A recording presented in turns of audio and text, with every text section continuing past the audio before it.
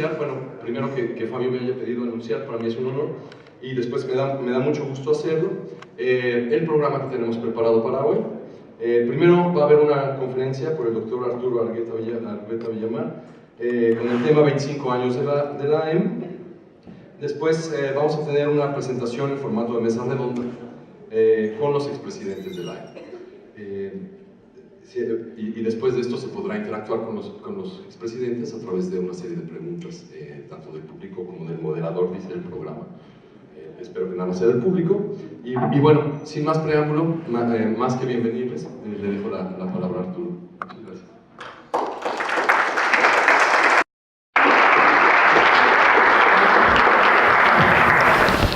Bien. Muchas gracias. Muy buenas tardes, tengan todas, todos. Narchusk, Tatecha, Cananecha, Narchusk, Yamino Kuripicha y Shuharast, Hijindest, Zipin Hingun, Himbok, Shieshen, Kanek Pampiricha, Kanek Mahquecha, Huchit Chirangua, Hinian Cherananap. Asmirico Arge, Juchar Guandaco, Juchar Chirangua. Dios me llamo ya. Traté de decir en purépecha, que seguramente si está por aquí mi buena amiga Adelaida, me estará corrigiendo la dicción y la pronunciación, que estoy dándoles la bienvenida, buenas tardes, que estoy muy contento de ver tantos amigos, tanta familia. Creo que la mitad del auditorio es mi familia, lo cual me da mucho gusto, y los amigos, es decir, la familia estricta, la extensa y la súper extensa, que todos estamos hechos de eso. Y finalmente les decía que no hay que olvidar las raíces, no hay que olvidar la raíz, no hay que olvidar la shirangua, como dicen los purépecha, y tampoco olvidar la palabra de los purépecha.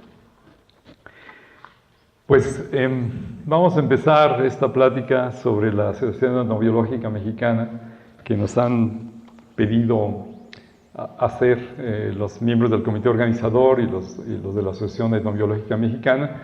Y he preparado una pequeña presentación de unas 80 diapositivas para que porque sé que hay mucha gente que no conoce la asociación aquí en el auditorio, y entonces es un viajecito un poquito por todas esas etapas. También un poquito del contexto internacional, o sea, son tres partes. La parte introductoria de la asociación, para que la conozcan, un poquito del contexto internacional de la etnobiología, y al final algunas recomendaciones para los etnobiólogos en los siguientes 25 años. Que seguramente nuestra asociación vivirá 50, 75, 100 años. Así lo esperamos, así lo deseamos. Y vamos a comenzar entonces con la primera diapositiva, por favor. El primer simposio nacional de etnobotánica se realizó allá en la década de los 70, en 1976. La convocó el Instituto Nacional de Antropología e Historia, y la convocaban este señor que se llama Leonel Durán Solís, que después fue el director de la Dirección General de Culturas Populares de la Secretaría de Educación Pública, donde pudimos trabajar Víctor Toledo, bajo la dirección de Víctor Toledo, Javier Caballero, Cristina Mape, yo, Narciso Barrera y Miguel Ángel Núñez, un antropólogo. El simposio fue después editado por Leonel Durán y por Alfredo Barrera, y el texto se imprimió, se editó, y creo que valdría la pena hacer una edición digital. Nunca hubo similares de etnozoología o etnomicología en esa década de los 70, incluso principios de los 80, creo yo, tampoco. En los congresos de zoología, botánica y micología, entre 1976 y 1990, había algunos trabajos de etnozoología, de etnomicología, pero éramos más bien la minoría. Recuerdo haber asistido al segundo Congreso Nacional de Zoología y éramos un colega de Chapingo y yo presentando cosas de etnozoología. Absoluta minoría, ¿no? Absoluta, total. Pero los etnobiólogos, la exclusión y la minoría no nos asusta, así que fuimos ahí. El segundo Congreso Internacional de Etnobiología, auspiciado por la Asociación Internacional, se hizo en México en 1991, después del de 1988-89, que fue el de Belém, 88, porque están cumpliendo 30 años. Y lo organizaron Darrell Posey y Javier Caballero como organizador en México. A partir del desarrollo de diversos grupos de investigación, se crea el núcleo impulsor de una organización académica en 1992, ya en México. Se hicieron reuniones preparatorias, se elaboraron los documentos de propósitos y características. La siguiente, por favor. Y la Asociación Etnobiológica Mexicana, Asociación Civil, se registró en la Notaría Pública número 151, 62 miembros, 62 investigadores, estudiantes también, el 30 de marzo de 1993. La mesa directiva fundadora, Julieta Ramos, Óscar Polaco, José Manuel Pino Moreno, el ayudante permanente técnico académico de Julieta, como tesorero, Rafael Silva Torres del Politécnico, nuestro gran amigo Luis Vargas, antropólogo físico, y Miguel Ángel Martínez, que creo que fue el motor del proyecto, si mal no recuerdo. Para las 10 mesas, y Juan Manuel Rodríguez Chávez, que fue el segundo vocal, o el tercer vocal.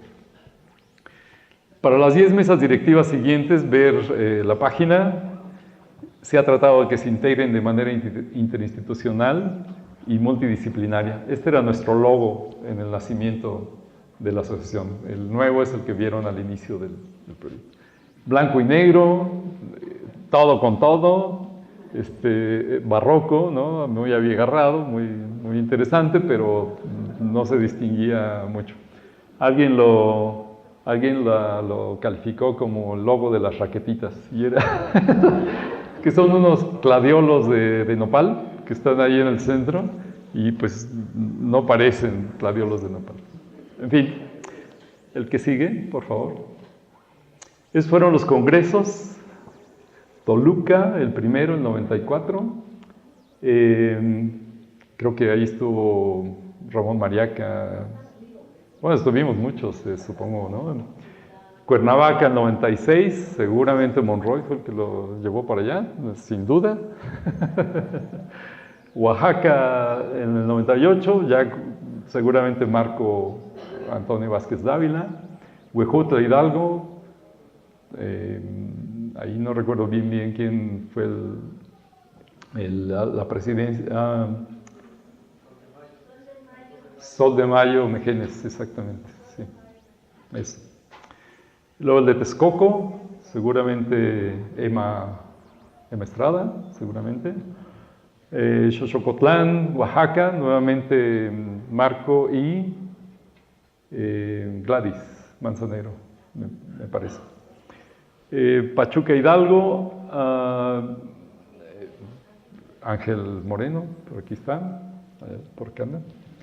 Villahermosa, Tabasco, no me acuerdo muy bien del nombre del colega. Claro. De plantas medicinales, el gran trabajo de plantas medicinales, sí. San Cristóbal de las Casas, Felipe Ruán. Mérida, Yucatán, el culpable fue Fabio Flores. Y Morelia, Michoacán, pues ya han conocido en estos días a los organizadores tanto del comité local como de la presidencia. La duda es dónde va a ser en el 2020. Y la pregunta es si podría ser en el norte, porque todo ha sido centrado muy hacia el sur, sureste, etc. Y la Ciudad de México tampoco. Perdón, antes, Jimena, por favor. Las presidencias han sido de Julieta, el segundo presidente fue Juan Manuel Rodríguez Chávez, Marina Villegas, Guillermo Aullet, Emma Estrada, Marco Antonio Vázquez, Ramón Mariaca, Ángel Moreno Fuentes, el Arturo Argueta, el Felipe Ruán, Fabio Flores, y está la incógnita para probablemente hoy, ¿no? Hoy se despeja la incógnita de quién va a ser el nuevo o la nueva presidencia del 2018-2020. Solo hombres en los últimos 14 años, creo que somos muy monotemáticos, así que había que pensar en otras estructuras y en otras características de las presidencias. ¿La que siguen? Ah, y vieron, Miguel Ángel Martínez no fue presidente. Era siempre motor, animaba todas las mesas directivas, pero no tuvo la presidencia. Algo absurdo, digamos, desde mi punto de vista. Nuestro Congreso bianual sigue creciendo. Destacan 3 entidades, EDOMEX, Estado de México, Oaxaca e Hidalgo, con 2 congresos cada uno, para un total de 8 entidades, cuyos colegas, como bien dijo Nemer, trabajan como 25 años antes para organizar el Congreso. Somos una asociación civil y el Congreso se sostiene con las cuotas de la inscripción, con las cuotas de membresía. Tratamos de guardar la independencia de pensamiento, de diseño, de organización, de objetivos, y eso cuesta caro, cuesta que nos tenemos que mantener de las inscripciones y las cuotas. Esta es la pequeña cantidad de gente que asistió al Congreso, es la foto de clausura del Congreso de Yucatán de hace 2 años. Cada vez hay más estudiantes, cada vez hay más profesionales. Ahí hubo una asistencia, si mal no recuerdo, Fabio, de unos 1,800, 900 y tantas personas. Fue organizado entre el 19 y el 23 de septiembre de 2016. La siguiente, por favor. Bueno, para entrar un poquito a la parte, digamos, internacional, del contexto internacional, esta es una genealogía del consorcio de disciplinas etnocientíficas. Lo del consorcio lo llamó Alejandro Casas el primer día, ¿no? Este es un consorcio de disciplinas etnocientíficas. Y ustedes pueden ver ahí algunas fechas y algunos nombres. Desde 1819 se habló de la botánica aplicada, un ancestro de la etnobotánica actual. Después la etnomacología, malacología, un ancestro de lo que son la conquiología actual. La etnozoología en 1914, que después se bifurcó y dio origen a la etnoherpetología, que es el estudio de los reptiles y de los anfibios. La etnobiología, que se acuña como concepto en 1936. Etnoentomología en el 52. En fin, ahí pueden ver ustedes por lo menos 3 líneas filogenéticas de diferentes ámbitos de las disciplinas etnocientíficas. Esto sigue creciendo, va a seguir ramificándose, va a seguir creciendo mediante 2 vías. La vía de la bifurcación, la vía de la división, y la vía de la síntesis, de la convergencia entre disciplinas. Así que eso es un tejido, digamos, rico, histórico, que va a seguir desarrollándose en el futuro. ¿La que sigue? El contexto internacional, fíjense cómo en otros países estos temas que podrían parecer muy novedosos en México, en otros países tienen una cierta antigüedad. Por ejemplo, el Laboratorio de Etnobotánica y el Laboratorio de Etnozoología del Museo Nacional de Historia Natural en Francia fueron fundados en 1963 y en 1966. O sea, varias décadas antes de que, digamos, en Norteamérica o en México habláramos de eso. La Sociedad de Etnozoología y Etnobotánica, la SOCEB francesa, se fundó en 1965. Inmediatamente después de gestados los 2 laboratorios, dan lugar a la Sociedad francesa. La Asociación Internacional de Etnobiología se funda en Belém en 1988, como ya les decía, durante el primer Congreso Internacional de Etnobiología, 5 años antes de la EMO. La Sociedad Brasileña de Etnobiología y Etnoecología se fundó en 96, 3 años después de la EMO. O sea, empezó México primero y después Brasil. La Sociedad Latinoamericana de Etnobiología, la SOLAE, se funda en 2008, 15 años después de la EMO, por etnobiólogos de Argentina, Bolivia, Brasil, Colombia, Chile, México, Perú y Venezuela. Y uno de los impulsores, igual que Miguel Ángel Martínez en el caso de la Asociación Mexicana, de la Asociación Latinoamericana, fue este señor que me está tomando una foto aquí, que se llama Ramón Mariaca. Él fue uno de los impulsores de la Sociedad Latinoamericana en la reunión de Cusco. Pero aquí hay varios fundadores de la reunión de Cusco. Puede estar Heréndira Cano, seguramente, habrá otros colegas que estuvieron en esa reunión y que fundaron la Sociedad Latinoamericana. Y la Asociación Mexicana, la Asociación Etnobiológica Mexicana ha sido un pivote, un puntal del desarrollo de la sociedad latinoamericana, como lo vamos a ver a continuación. ¿La que sigue? Eso. Hoy existen en América Latina, además de la Asociación Mexicana, 8 sociedades y agrupaciones latinoamericanas conformadas por biólogos, agrónomos, antropólogos, arqueólogos, paleozoólogos, paleoarqueólogos, paleobotánicos, y son la Sociedad Brasileña que ya decíamos, el Foro Etnobiológico de Perú, el Grupo Etnobotánica Latinoamericana, la Sociedad Colombiana de Etnobiología, la Sociedad Ecuatoriana de Etnobiología, la Comunidad Etnobiológica Guatemalteca, que está por estructurar conformarse como asociación civil, la Sociedad Venezolana de Etnobiología y Etnoecología, que se conformó hace unos pocos años, y la Sociedad de Socioecología y Etnoecología, la SOSOET de Chile, que si está aquí Viviana Maturana, no me dejará mentir, no está. El mezcal estuvo duro, ¿no?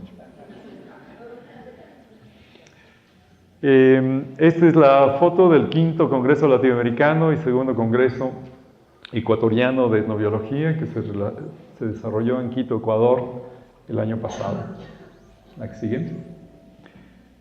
Un poquito más del contexto internacional, porque la idea es dar, en este contexto también, de la existencia de una gran cantidad de revistas indexadas, no indexadas, que existen y que publican materiales etnobiológicos permanentemente. A veces son trimestrales, a veces son cuatrimestrales, semestrales, anuales, y otras que publican conforme va llegando la materia prima, ¿no? El Economic Botany, que es la revista más antigua, el Journal de Ethnobiology de Estados Unidos, la Revue de Ethnoecologie de Francia, el Journal de Ethnobiology and Ethnomedicine.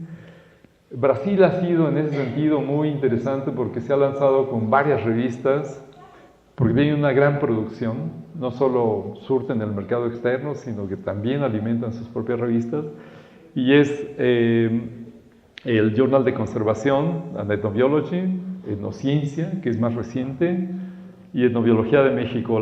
Pongo Etnobiología de México, pero ahorita vamos a hablar de ella en la siguiente lámina.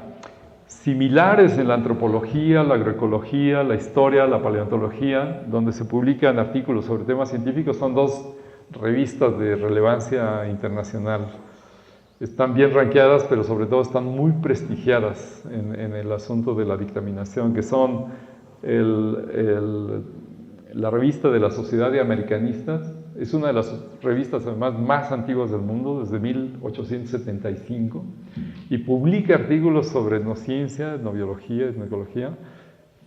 Si ustedes revisan el número de diciembre del año pasado, encontrarán una gran cantidad de materiales de mucho interés para la etnobiología, pero como que no nos acercamos mucho a ese tipo de publicaciones y nos vamos solamente sobre la etiqueta de si es Ethnoecology, Ethnobiology y demás.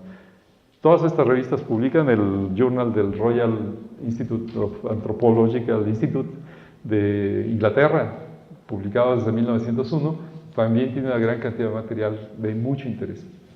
La que sigue. Como puede revisarse a través de la literatura, yo diría que hay como 3 grandes grupos o 3 grandes regiones donde se hace etnobiología, aunque me voy a disculpar al final de leerlo. Uno es la Europa, donde Francia, con Claudie Friedberg, José Bauchet, cuyos ancestros son Jacques Barrault o Audrey Court.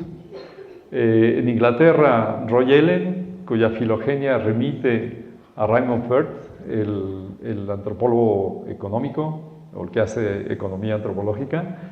Y Roy Rappaport, que no es inglés, es norteamericano, pero cuya influencia tomó Roy Ellen y que lo reconoce además como su ancestro académico. En Norteamérica, Estados Unidos, con Eugene Hahn, cuyos ancestros son Harold Conklin, Brent Berlin.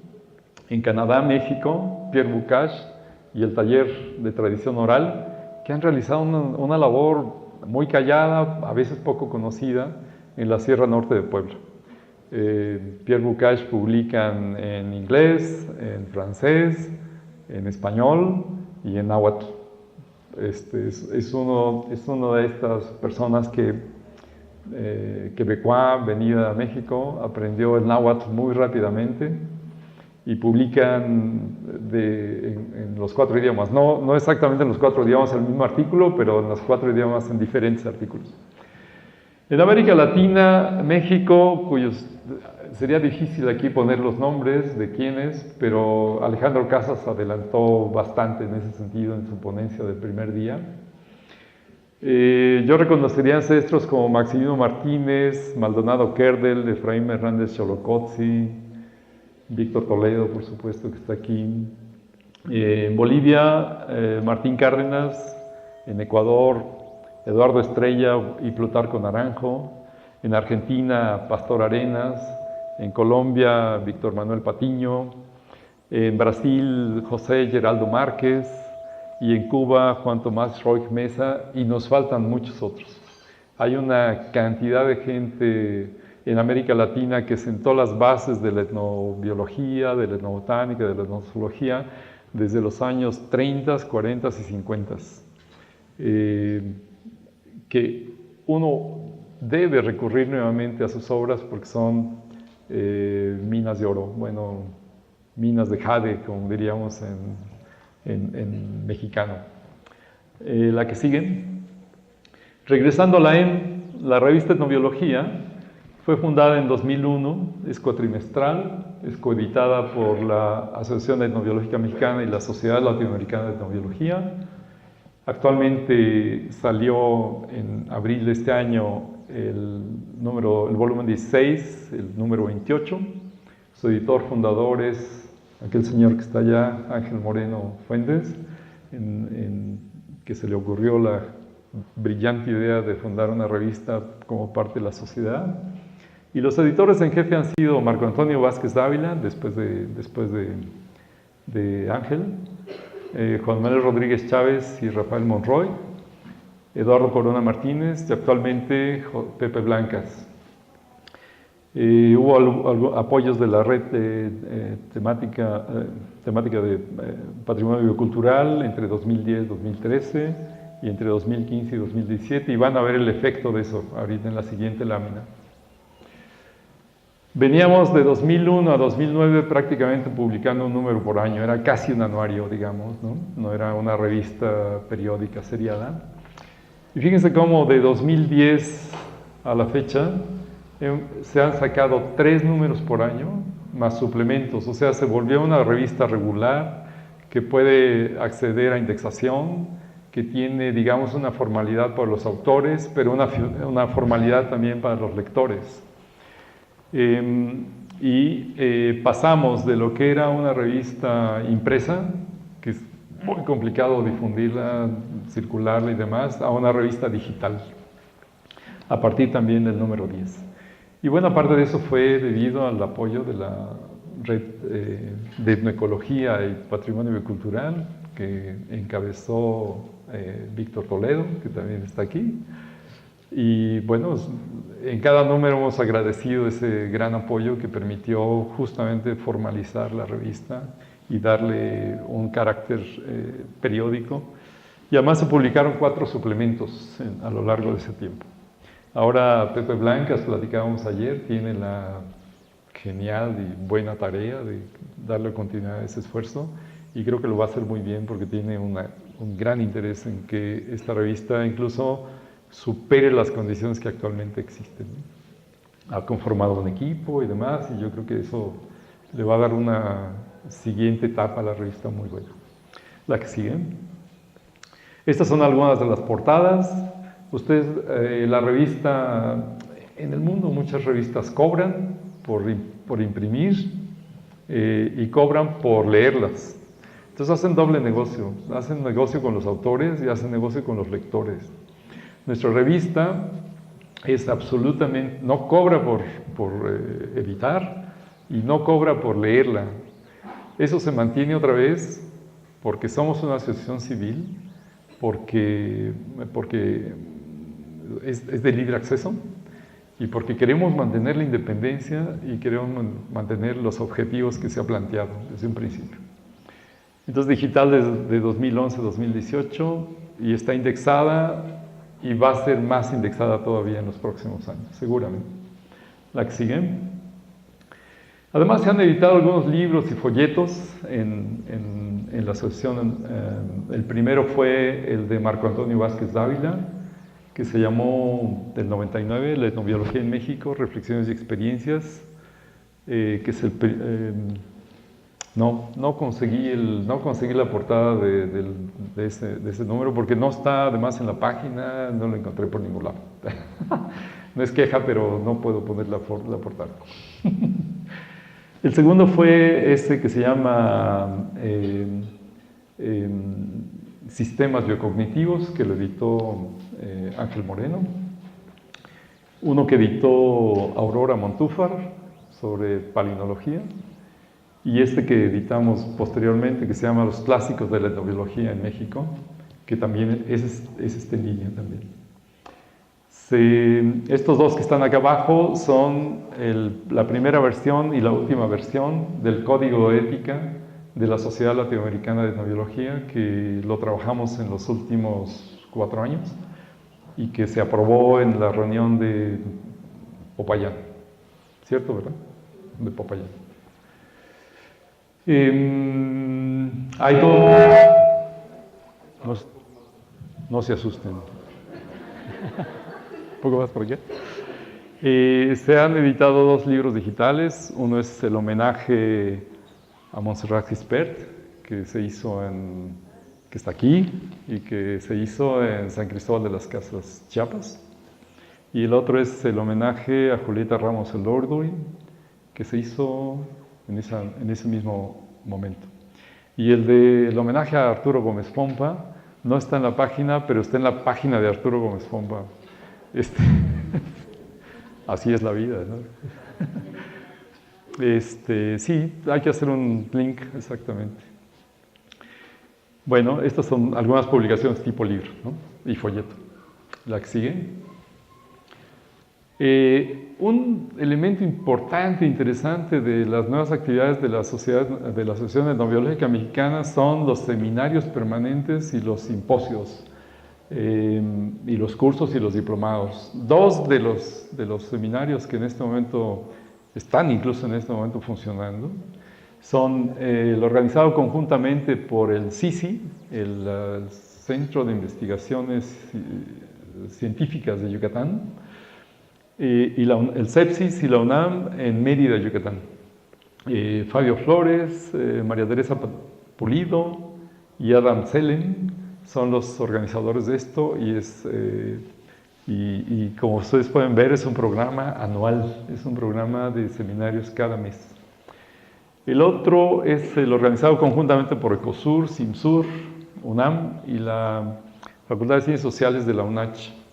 Ramón Mariaca, Cecilia Elizondo, Felipe Ruán Soto y Ulises Contreras son los organizadores de esto. Y también tienen un programa prácticamente anual. Es muy importante porque son actividades descentralizadas prácticamente, fuera de la Ciudad de México, fuera de los congresos, y que mantienen una actividad respecto de la etnobiología de manera permanente. Voy a retomar eso en las láminas finales. ¿La que sigue? Bueno, mis propuestas. Dijo Martin Luther King, I have a dream. Pues yo tengo dreams for 25 years. La primera es un buen deseo casi lineal, ¿no? Es una institución civil estable, mantenemos la estructura de sociedad civil, que trabaja de manera continua, todos los miembros aportan sus cuotas, eso yo creo que es no pedir mucho. Las cuentas están bien, no se le debe a nadie, nadie está reclamando nada, como se hace en las buenas familias, y se hacen las declaraciones a la Secretaría de Hacienda y Crédito Público y nadie nos anda correteando. La primera es normal. Nuevas mesas directivas y comités organizadores de congresos en transición organizada. Nadie se roba las urnas, no hay adelantados, no hay tapados, las decisiones se toman democráticamente en asamblea, etcétera, etcétera. Los congresos pueden ser bianuales o trianuales. Estamos viendo que es una posibilidad, ya se discutirá en la asamblea, si pasamos a la organización trianual. Congrega a profesionales, investigadores y estudiantes. Nuestros congresos queremos que sigan congregando estudiantes. Es muy importante esa labor de que un estudiante de licenciatura, maestría y doctorado llegue por primera vez a presentarse de manera oral o en cartel sus primeras ideas, sus primeros trabajos. Eso hay que mantenerlo bien. Y se fundan 4 o más asociaciones regionales de la Asociación Etnobiológica Mexicana que realizan simposios intercongreso, o sea que mantienen entre congreso y congreso, bianual o trianual, un conjunto de actividades en las regiones donde se funden. Se edita regularmente la revista y se publica en forma bilingüe, español, inglés, francés, náhuatl, maya, guaraní. Nos lo han pedido ya. En la reunión que tuvimos en Popayán, un colega quichua del Ecuador, Camenzá de Colombia, pidió escribir en su idioma, en la revista, español, Camenzá. Yo creo que sí, yo creo que vale la pena. Además es digital, puede caber la información y veremos quién empieza a leerla de manera creciente. Se impulsa la publicación de folletos y libros dedicados a las comunidades y pueblos con quienes trabajamos. No solo publicar en revistas indexadas nacionales o internacionales o regionales. Hay que publicar mucho, y en América Latina se hace, en México se hace, una gran cantidad de folletos, cartillas, lo que se presentó ayer, que fueron loterías en Ixcateco, por ejemplo, y una cantidad de materiales que no van a ser premiados por la Academia de las Altas Cumbres, pero son fundamentales para tener una relación de reciprocidad con la gente y los pueblos con los que trabajamos. Entonces hay que fortalecer eso también tratando, digamos, en lo posible de apoyarlas financieramente. La que sigue. La inscripción a la EM brinda a los profesionistas y estudiantes orientación y apoyos para intercambios académicos. Necesitamos más intercambios académicos, digamos, entre América Latina, pero también intercambios sur-sur. Creo que al rato lo digo en la última versión. La EM es una institución solidaria y altamente recíproca con los pueblos cuyos saberes, prácticas, representaciones, símbolos son su razón de ser. Es decir, un poco más de lo que hemos hecho hasta ahora en términos de apoyos, cartas, procesos de trabajo conjunto, desarrollo de proyectos in situ, con las comunidades con las que trabajamos. Ya se hace, pero hay que incrementarlo. Se desarrollan y consolidan círculos virtuosos entre ciencia y saberes, procesos de co-investigación, co-creación y difusión elaborados por grupos transdisciplinarios e interculturales. Eso es muy importante, ya se hace también, ya se están desarrollando actividades pioneras en ese sentido, pero creo que en los siguientes 25 años tendrá que darse un gran impulso a ese tipo de actividades, a ese tipo de creación de grupos epistémicos, interculturales, intergeneracionales y entre miembros de comunidades indígenas, campesinas y comunidades equiparables, como dice la Constitución mexicana, y académicos, estudiantes de universidades, centros de investigación. Eso creo que va a ser un horizonte interesantísimo en América Latina, como parece no darse en otras partes del planeta. Se generan elementos que apoyan procesos de desarrollo endógeno, local, regional y descolonizador. Eso también creo que es una vocación latinoamericana impresionante. ¿La que sigue? Y finalmente, recomendaciones sobre, es la última, con eso ya me callo. Recomendaciones sobre perspectivas etnobiológicas. Algo adelantó también Alejandro Casas en el primer día.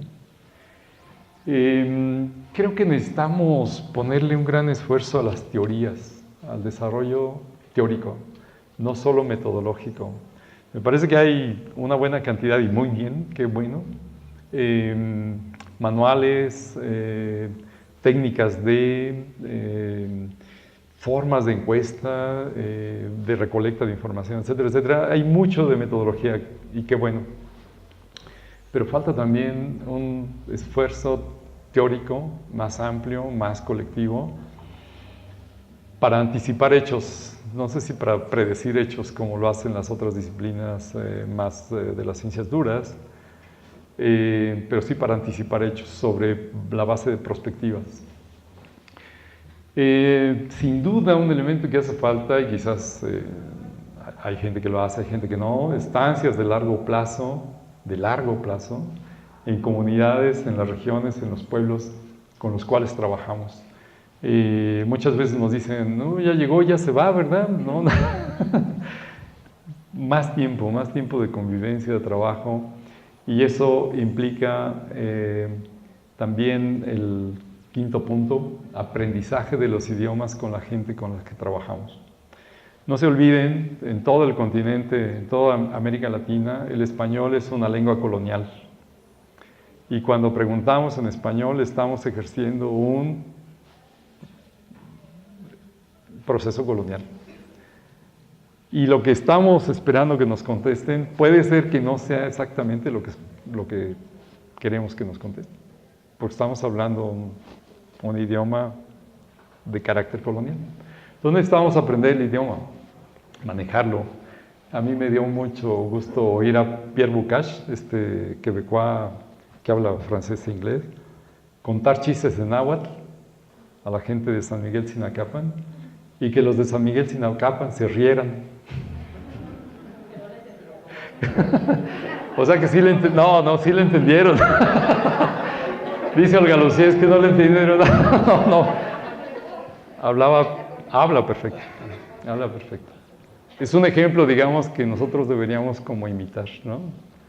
Llegar a decir chistes en los idiomas y que se rían de lo que estamos contando.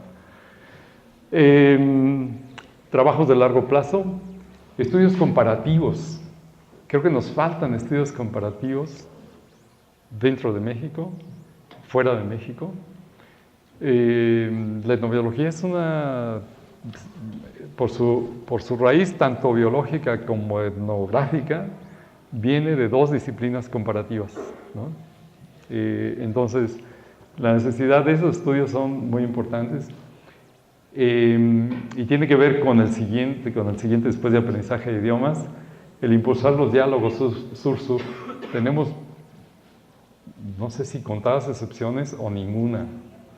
En Francia vi una colombiana que estaba estudiando manglares de la costa de Colombia y de Indonesia. Estaba comparando uso tradicional de manglares entre Colombia e Indonesia. una maravilla. Pero no es solamente que qué bonito, ¿no? Sino que fortalece el compararlos, fortalece los saberes de unos y otros. Y en ese sentido se hace un diálogo mutuamente enriquecedor. Pero también entre países de América Latina, ¿no? Mundos que poco o nada nos aproximamos, ni siquiera en la literatura muchas veces, son África, y me han dicho por ahí que es el continente más grande del mundo, con una gran cantidad de culturas, idiomas, ecosistemas, especies. Con Asia tampoco tenemos mucho, y con Oceanía, yo creo que menos, está demasiado lejos. Pero creo que se puede. Hay literatura, hay posibilidades de intercambios de muchos tipos. Y finalmente, robustecer publicación local, comunitaria, nacional e internacional. Termino con esto que es como no es un decálogo porque solamente son 6 conceptos. Una etnobiología de aquí a 25 años, generosa, recíproca, comparativa, fuertemente ética, abierta y crítica. Generosa porque somos gente que escuchamos a los excluidos, a los que nadie escucha, a los que tienen los saberes que la ciencia no ha escuchado o no quiere escuchar durante mucho tiempo. Esa es la generosidad. Frente a eso que nos enseña mucho, a todos, nos ha enseñado muchísimo, nos ha enseñado, entre otras cosas, el buen trato, la forma de comunicarnos, la sencillez, la humildad, pues hay que ser recíprocos con esos valores que nos han enseñado, ¿no? Y reciprocidad tiene muchos sentidos. Puede ser una reciprocidad directa, inmediata, puede ser una reciprocidad indirecta, puede ser una reciprocidad diferida. Hay muchas formas de ser recíproco, pero hay que ser recíprocos, sin duda. Comparativa, ya lo señalé, es comparar sabidurías y quizás estructurar sabidurías que en algún tiempo fueron separadas. Quienes han ejercido esto de manera ya con varios años de experiencia son los compañeros de Agruco, de Bolivia, que han hecho encuentros Bolivia, India, China, Bolivia, India, África, etcétera, etcétera, en seminarios y reuniones apoyados por la cooperación suiza. Creo que es el programa que más ha profundizado en esos intercambios interregionales. ¿No es cierto, Alberto? Creo que sí, ¿verdad? Creo que es el programa latinoamericano que ha puesto gran énfasis en ese tipo de desarrollo.